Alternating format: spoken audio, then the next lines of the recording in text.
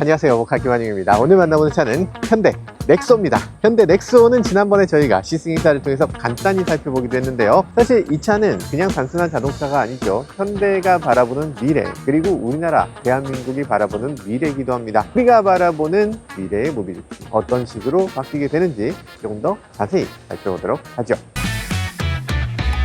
이 숲속에서 바라보는 넥소, 와, 너무 잘 어울립니다. 지난번에도 말씀드렸다시피 이 넥소는 수소를 이용해서 움직여지는 자동차입니다. 자연과 환경을 위해서 당연히 필요한 자동차라고 할 수 있는데, 지금 이 순간이 친환경적이다 라고 얘기하기에는 아직은 가야 될 길이 있어요. 하지만 그 미래를 위한 투자, 미래를 위한 한 수를 놓았다 라는 점에서는 넥소가 충분히 가치 있는 그런 선택이란 생각이 들기도 합니다. 그렇다고 해서 친환경을 위해서 많은 것들을 희생하면서 자동차를 선택하라고 할 순 없잖아요. 나는 그런 건 모르겠고, 나는 편안하게 즐겁게 멋있는 차, 좋은 차를 사고 싶지, 누가 환경 때문에 후진차를 비싸게 돈 주고 살 이유는 없는 거니까. 자, 그래서 넥소에 대해서 진짜 가감없이 객관적으로 살펴봐야 될 텐데요. 자, 그러면 이 넥소가 얼만큼의 가치를 가진 자동차냐, 아마도 많은 분들이 깜짝 놀라신 게 있을 겁니다. 가격 8,900만 원, 미친 거 아니야? 라고 생각하시던데, 그런데 생각해 보면은 이건 현대차에서 일부 손해를 본다고 하고, 그리고 우리나라 정부에서도 일부 손해를 봅니다. 보조금을 주기 때문이죠. 거의 3천만 원이나 되는 보조금을 내고 있어요. 그래서 가격은 5,800만 원에서 4,700만 원 정도에 구입할 수 있는 자동차가 돼 있어요. 자, 그래서 전체적으로 봤을 때 이 디자인이 마음에 드시는가, 이게 가장 중요할 텐데요. 외관을 놓고 보면 어떠세요? 마음에 들어요? 마음에 든다 라는 분들이 많이 계신 것 같습니다. 앞부분에 대해서는 다들 호감을 갖는 것 같고요. 그런데 뒷부분에 대해서는 호불호가 좀 갈리는 것 같긴 합니다. 저는 굉장히 독특하다는 생각이 들면서도 이게 좋다 나쁘다를 딱 잘라서 얘기하기는 어려운 것 같아요. 어쨌든 그런 여러 가지 의견들이 있지만, 후 측면을 놓고 보면 이것에 대해서는 아쉬움을 얘기하는 분들이 거의 안 계신 것 같아요. 요건 마음에 드시죠? 여기까지 딱 보면 여기는 참 마음에 드는데 여기까지 보면은 조금 어색하다, 이렇게 얘기하는 분들도 계신 것 같습니다. 어쨌든 저는 전체적으로 이 디자인이 굉장히 새롭다, 독특하다, 길에서 보면은 한 번씩 쳐다보게 된다, 이런 것들은 분명하게 느껴집니다. 자, 그리고 뒤쪽에 트렁크를 보면 이런 식의 트렁크를 보여주는데요. 공간을 한번 보시면, 공간은 진짜 엄청나죠. 엄청난 공간입니다. 열어보면 전기차와는 다르게 아래쪽에 수납 공간을 잔뜩 만들지는 않았어요. 대신에 이렇게 배터리가 들어가는 걸 볼 수가 있습니다. 아니, 수소차인데 왜 배터리가 들어가 있나요? 하시는 분들도 계신데, 수소차도 전기차입니다. 그렇기 때문에 모터에서 거꾸로 들어오는 전기, 그런 것들을 저장할 수 있는 그런 배터리로서 이런 것들이 마련되어 있죠. 그리고 배터리의 크기도 키우고 모터의 힘도 더 키워서 주행 성능을 더 향상시키는 방법으로 전기차에 더 가까운 느낌이 들도록 하는 그런 쪽에 초점을 맞춘 걸 볼 수 있습니다. 그리고 여기 보면 이런 식으로 이런 마운트를 별도로 제공하고 있는데, 저는 개인적으로 바라는 게 있다면, 이 마운트에 지금 아무것도 없잖아요. 이거 사다 끼우는 사람 거의 없을 거예요. 그래서 이 마운트에 사소한 것 하나라도 제공을 해줘서 사용자가 여기 뭘 붙일 수 있구나, 요거 딴 거 뭘 붙여봐야지 라고 생각하게끔 이렇게 뭔가라도 제공을 해줬어야 되지 않나 하는 생각이 들기도 합니다. 이 차 외관은 여기까지만 보고 이 차를 이동하면서 조금 더 살펴보도록 하죠. 자, 가시죠. 흠뻑쇼를 내가 또 이렇게 여러분들에게 보여주기 위해서 여기로 왔습니다. 저기 번쩍번쩍 하고 있네 벌써. 이 정도 사운드엔 저희는 만족 못합니다. 여기서 한번 틀어볼까? 오빤 강남 스타일 틀어줘. 훨씬 낫네. 오빤 강남스타일. 되게 좋네. 사운드 되게 좋죠. 여기 팔걸이에 팔을 딱 올려놓으면 팔이 막 떨리고, 여기 룸미러도 막 떨어요. 사실 이 정도 돼야 돼요. 요즘 들어서 현대차가 많이 좋아졌다지만 이 정도로 좋아진 차는 처음 보는 것 같아요. 사실 싸이 공연 보고 집에 갈 때 딱 요 느낌 느껴봐야죠. 쿵쿵쿵쿵 하고 딱 가는데 그 사운드 안 나고, 잠깐만, 오빠 차 오디오는 왜 이 모양이야? 이런 얘기 들으면 안 되잖아요. 자동차 오디오는 이 정도 해줘야 된다. 지금 오디오 바이 뱅앤올ufsen이라는 오디오를 사용하고 있는데, 자동차 회사가 오디오에 신경 써줘야 된다, 이렇게 여러 번 말씀드렸는데 이 정도로 많이 향상됐다, 이게 굉장히 고맙게 느껴지기도 합니다. 그러면 이 오디오에 대해서 도대체 어떻게 이렇게 훌륭한 오디오를 만들었는지, 이 오디오를 개발한 분을 만나서 조금 더 자세히 알아보도록 하겠습니다.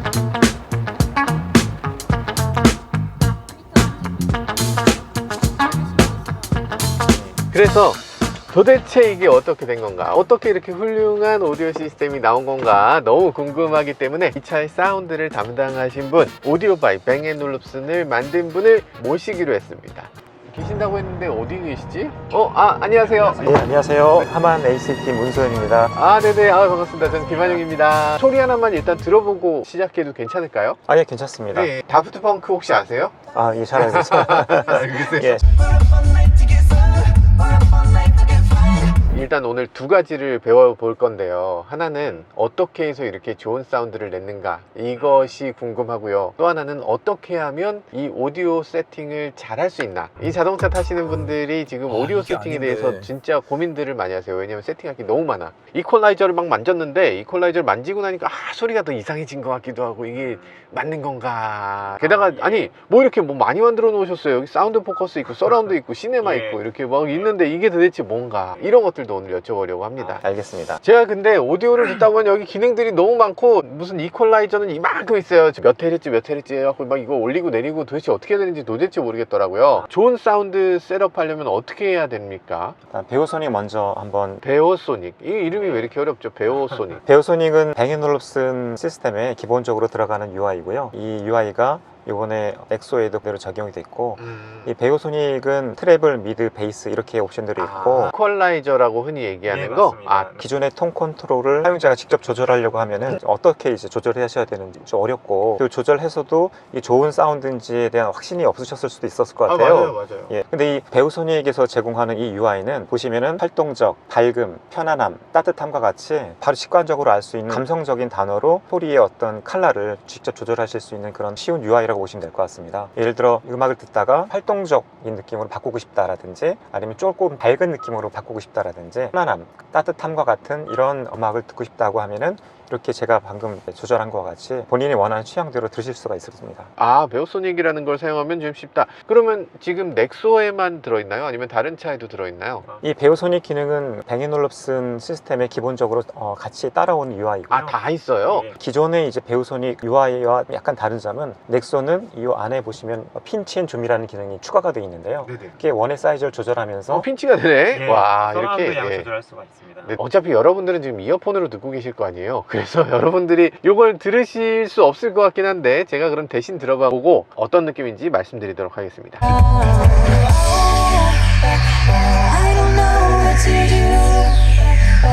되게 재밌네. 네가 지금 바라는 게 활동적이고 밝은 거야, 편안함이야, 따뜻함이야, 이런 식의 직관적인 표현들을 써줘서 좋은 것 같아요. 몇 헤르츠, 요거는 도대체 이게 무슨 말이야, 이런 느낌. 그런 단어들은 너무 전문적이고 어려워서 일반 사람들의 이해하기는 좀 어려울 수 있죠. 이렇게 되니까 나 오늘은 좀 꿀꿀해, 밝은 음악 듣고 싶어, 이렇게 할 수 있는 거잖아요. 보통 어지간한 사람들이 톤 조절을 하면 좀 엉망으로 나오게 됩니다. 근데 아무리 막 만져도 그래도 엉망이 되지 않는다는 거, 내가 뭔가 자신감을 갖고 막 바꿀 수 있다는 점이 굉장히 좋아 보이는데요.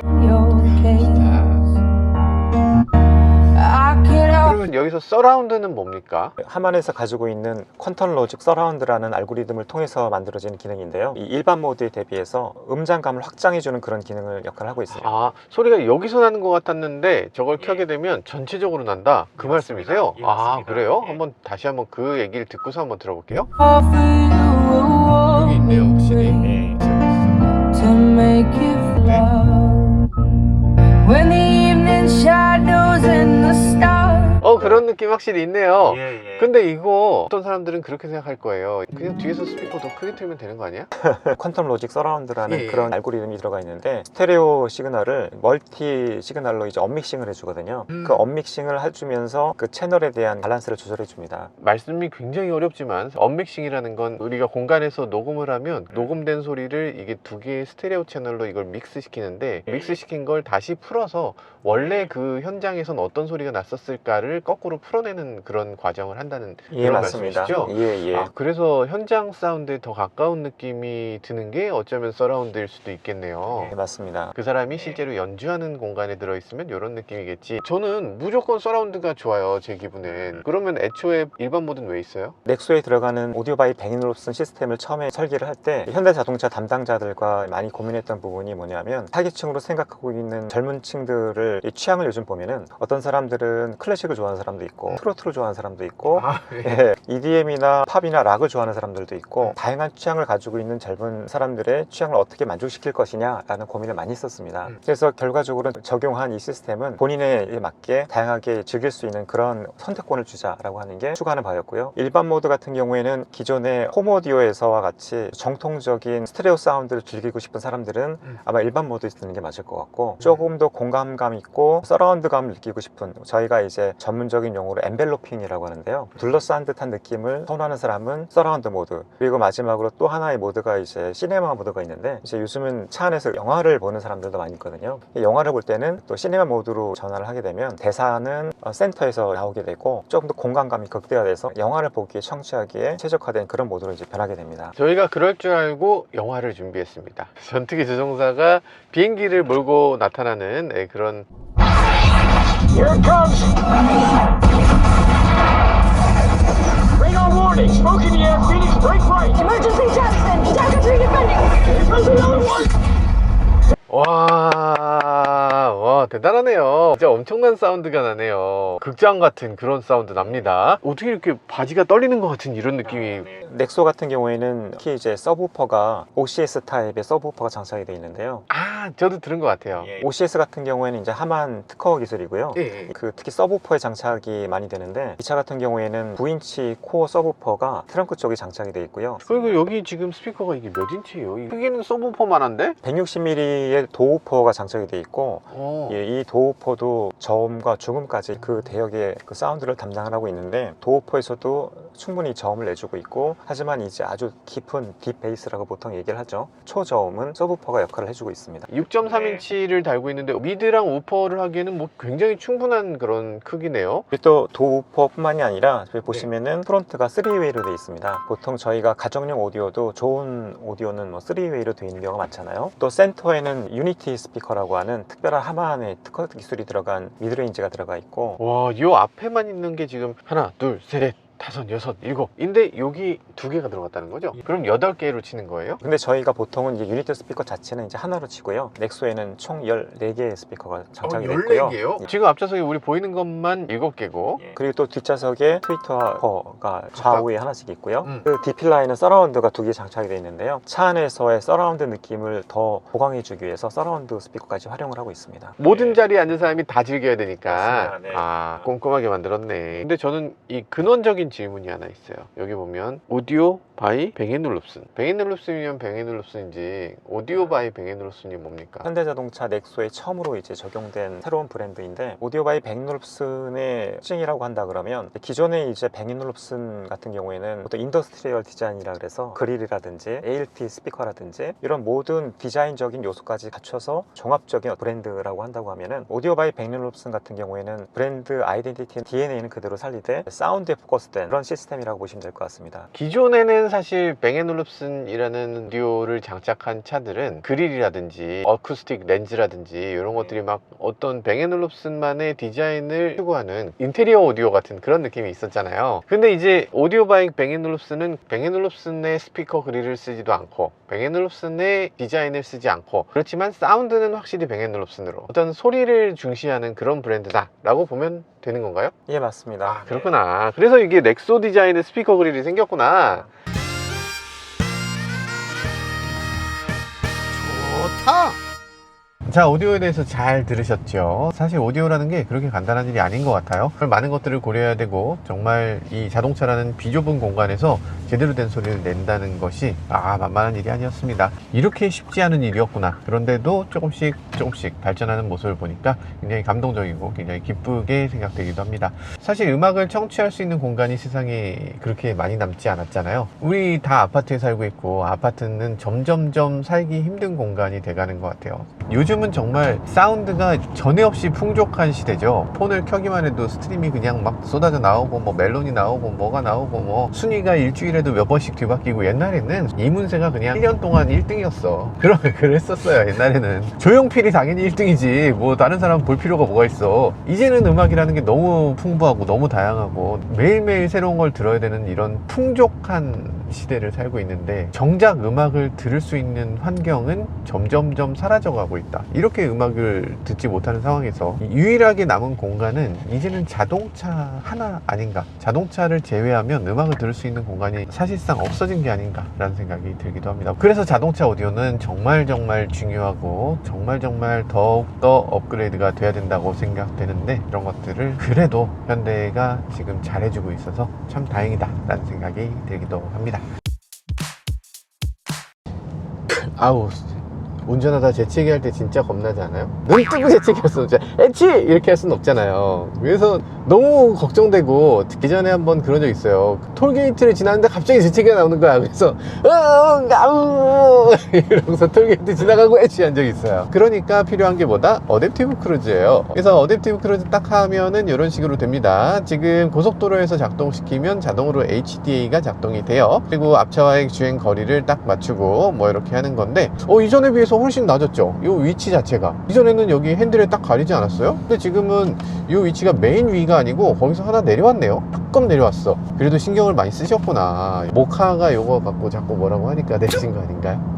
아닌가? 아무튼 뭐 지금 위치상으로는 훨씬 좋아졌습니다. 훨씬 좋아지고 핸들에 가리는 부분도 더 적어요. 상당히 많은 부분이 보이고, 그리고 요 가장자리에 뭔가 중요한 정보를 많이 뺐다는 거, 그래서 중요한 정보는 안쪽으로 좀 몰아 넣었다는 게 이번 디자인의 특징 중에 하나인 것 같습니다. 요 계기판은 멋있잖아요, 그죠? 드라이브 모드를 바꿔도 이렇게 노말도 예쁘죠. 근데 디자인은 잘했는데 그 안에 들어가는 정보는 별로야. 에코 모드라든지 무슨 노말 모드라든지 스포츠 모드가 들어가 있는 정보가 똑같습니다. 배치도 똑같아. 그러니까 이거 디자이너에게 요 내용은 보지 말고 그대로 넣어 라고 했겠죠. 그러다 보니까 어색한 게 있어요. 예를 들면 여기 맥스 이런 거, 이 디자이너가 지금 엄청나게 훌륭한 디자이너입니다. 이거 딱 보면 이 빛이 머무르는 곳과 거기에 중간에 이렇게 빛이 더 나오는 거, 그리고 그 뒤에 이렇게 마치 계기 월식처럼 가려지면서 그 뒤로 빛이 비춰지는 이런 것들, 너무 디테일이 어마어마하거든요. 이런 디테일을 만들어낸 디자이너가 이 맥스 글씨를 여기다 딱 붙였을 리가 없어. 이 부분은 요거 지금 에러잖아요. 요 2픽셀밖에 안 떨어져 있거든요. 이런 식으로 만들 리가 없습니다. 디자이너가 할 수 있는 이 운신의 폭이 너무 작은 거야. 야, 여기 테두리 요거만 해, 요것만. 요런 느낌으로 만든 거죠. 그거 레이아웃 좀 바꾸면 안 될까요? 안 돼. 딱 그대로 해 라고 만든 것 같은 그런 느낌으로 디자인이 됐습니다. 조금 섭섭해요. 디자이너가 더 많은 것들을 할 수 있게, 요 계기판 디자이너는 정말 훌륭한 디자이너시니까, 누군지 모르겠지만 훌륭하시니까 요걸 조금 더 많은 걸 할 수 있게 해주면 좋겠습니다. 계기판 요 테두리만 할 게 아니라 요 가운데도 좀 해주고, 요런 것도 요 안에 레이아웃에 들어가는 정보들도 좀 바꿔주고, 요것도 좀 세트로 했으면 좋겠어. 지금 보세요. 어댑티브 크루즈를 작동시키면 이렇게 나와요. 요거하고 어떻게 이게 같은 사람이 디자인했다고 할 수 있어. 자, 넥소에서 가장 중요한 것은 승차감입니다. 가장 큰 강점이라고 할 수 있어요.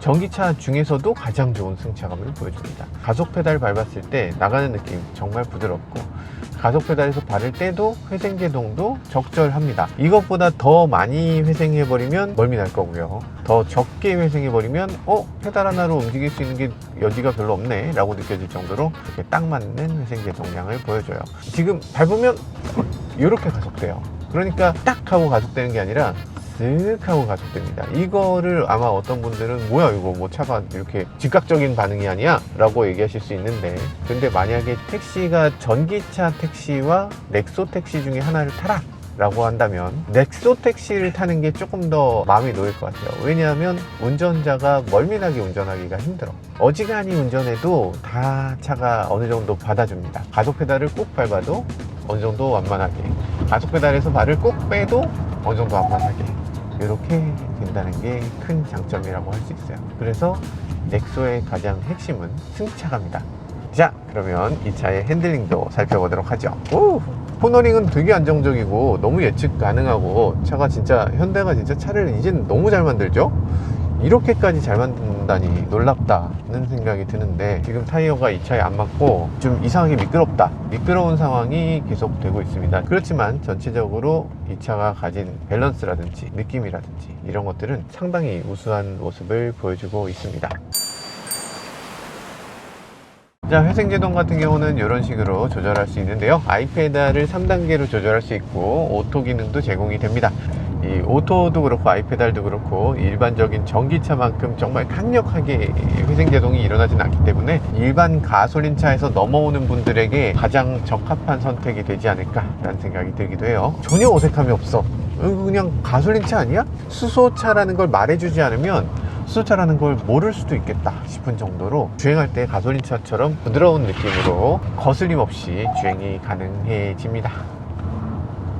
언더스티어 성향이 꽤 있는데요. 현대가 한때 이 아반떼 N 나올 때쯤, 그때쯤 현대는 오버스티어의 느낌이 나게끔 자동차 세팅을 했습니다. 뒤가 먼저 미끄러지네 라고 느껴지게끔 세팅을 했어요. 그렇게 했을 때 좋은 점은 코너링을 할 때 자동차가 더 샤프하게 느껴지는 면이 있습니다. 그래서 그것 때문에 또 이거 문제 있다 라고 얘기했던 매체도 있었고요. 어쨌든 이 차는 분명하게 언더 성향이 강하게 나타나는 자동차로 세팅이 되어 있습니다. 그래도 전체적으로 밸런스가 좋고요, 편안하고 그리고 조용하고 모든 면에서 이게 가장 이상적인 자동차의 세팅 아닐까 라는 생각이 드는 그런 전기차로 잘 만들어진 걸 확인할 수 있네요.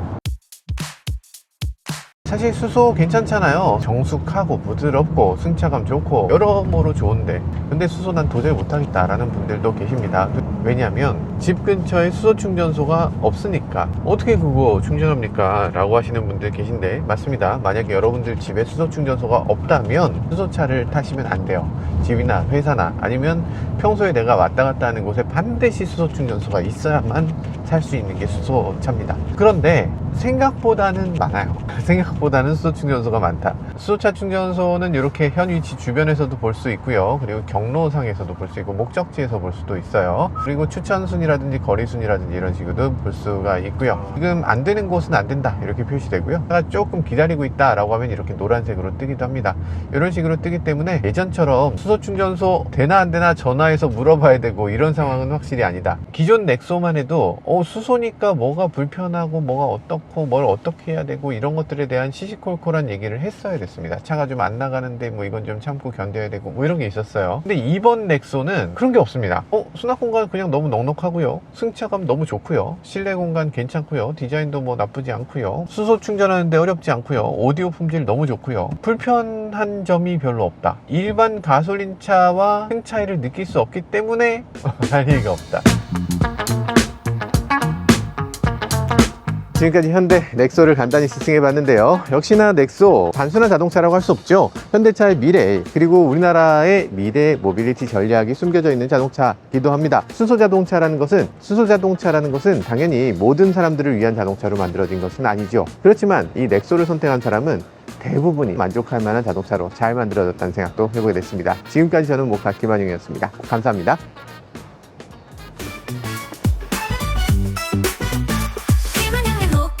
차의 이야기, 세상은 넓어 차들은 달려가지, 하나 둘씩 펼쳐지는 차의 모험, 바퀴 아래 세상은 무궁무진해. 모카의 몰카